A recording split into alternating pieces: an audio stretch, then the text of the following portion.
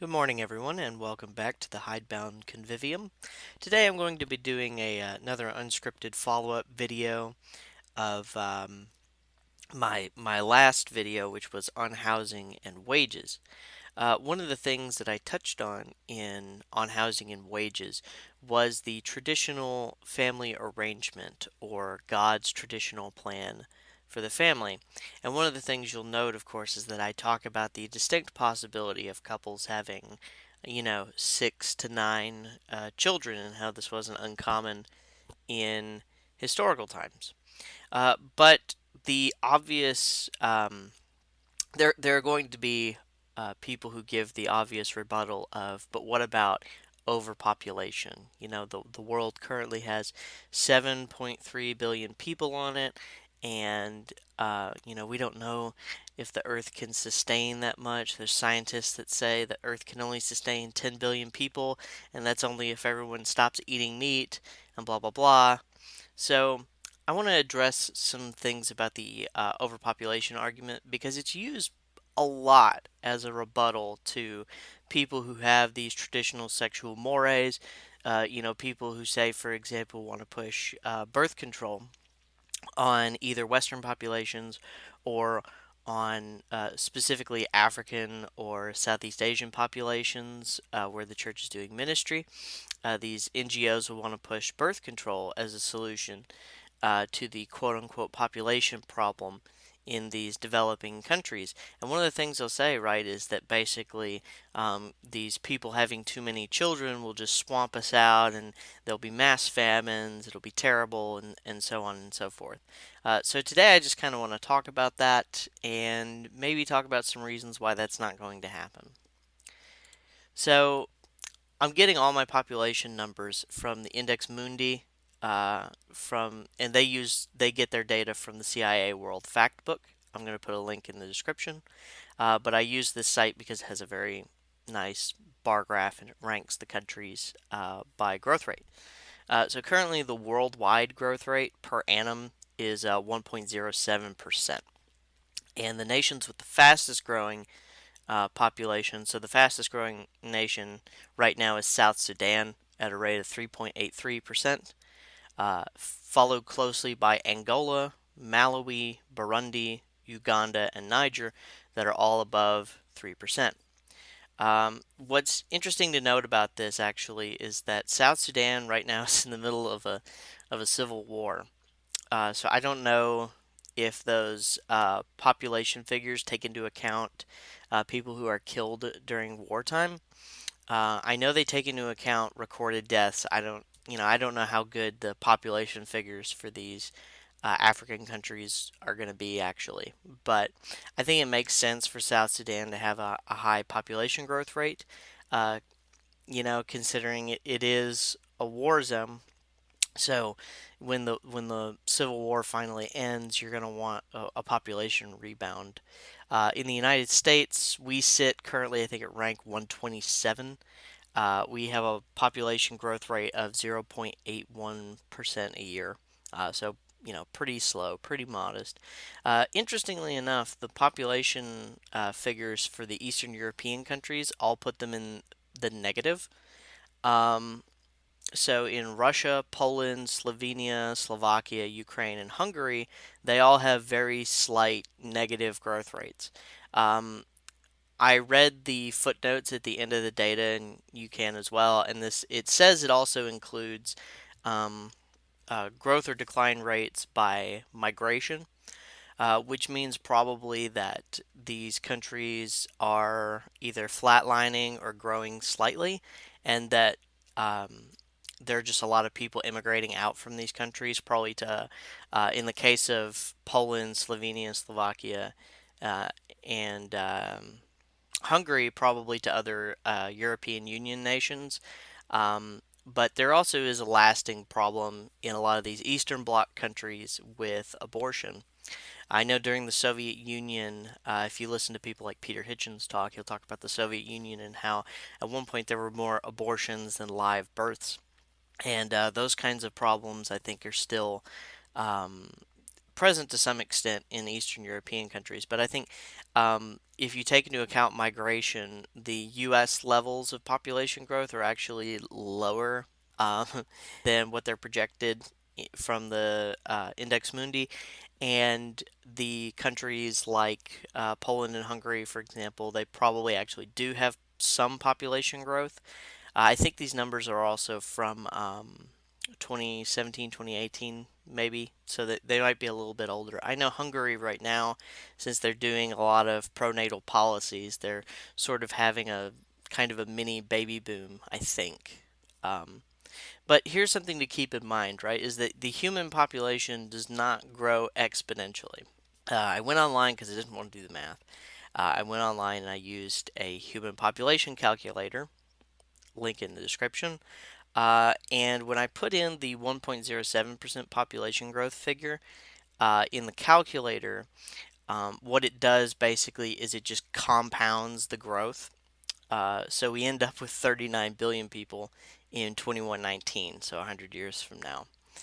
Um, but that's literally just not it's not going to happen because not only does growth not compound like that, but also we know that the growth rate is not likely to continue to grow. As a matter of fact, the world population growth rate has been going down. I think pretty much every year since probably the 70s.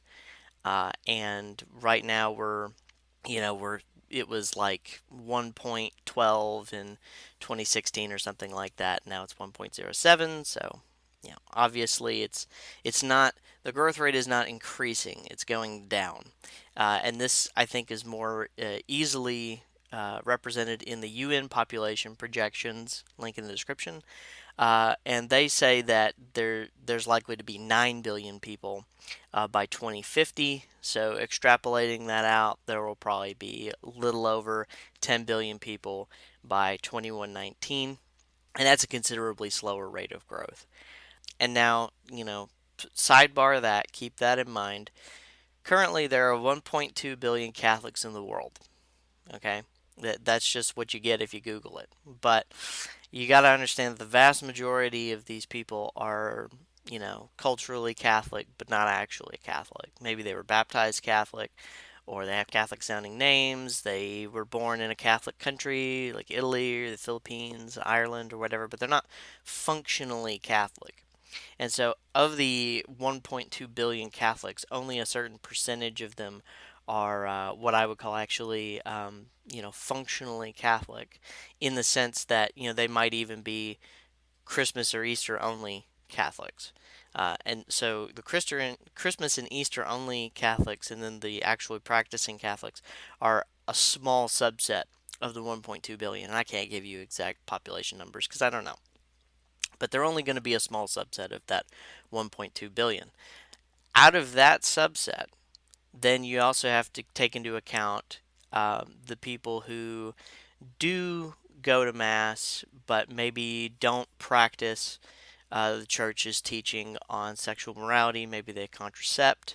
That's a surprisingly large number of Catholics in the pew who basically just say the church is wrong in this issue and we're going to use birth control.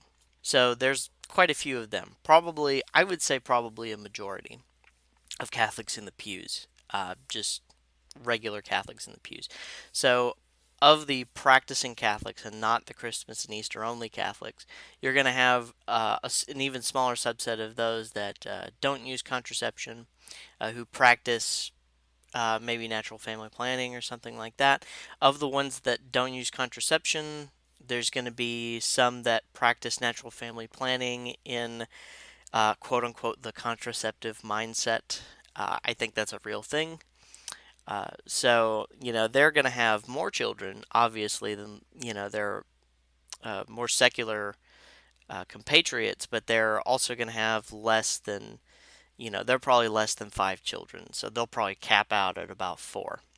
And then out of those, you're going to have a small subset that are your traditional faithful Catholics that keep the old sexual mores of the church.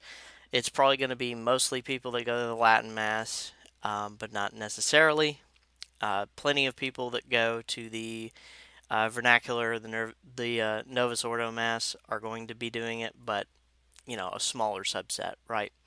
So, of the Catholics in the world that are going to be practicing the kinds of family arrangements that I was talking about in the last video, you're pretty much talking about Catholics that go to the Latin Mass and a small subset of faithful Novus Ordo attending Catholics.